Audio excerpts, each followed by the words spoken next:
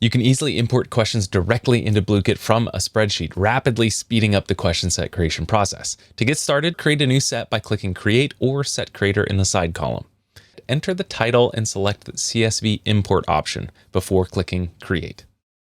If you want to import questions into an existing set, navigate to an existing set in My Sets and click Edit. Select the Spreadsheet Import button from that set edit page. Clicking on either of these will open up a pop-up with some basic steps to download the spreadsheet template.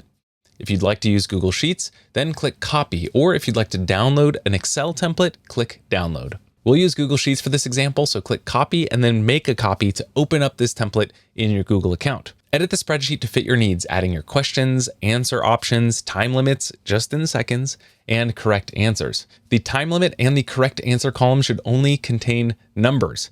So what this means in this example for question number 1, both answer option number 1 and answer option number 4 are correct. So in the correct answer column, we have numbers 1 and 4 that correlate with those correct answers.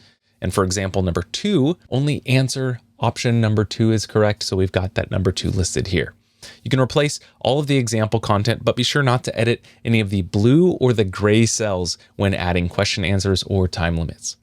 Once you've populated the entire sheet with your own questions, click on File up in the top left corner, Download and CSV. This will download a file which you'll need in the next step. Then you're going to navigate back to the Blooket tab and select Upload CSV.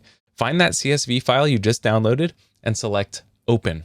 Your questions will now be in Blooket where you can further customize and edit them. Once you're happy with your set, click Save Set. If you want to learn more about all of the set creation options, features, and all of that, click on this playlist right here. Or if you're ready to host the game, jump into it right here in this video. Or check out any of the resources below this video. Either way, we'll see you in the next one.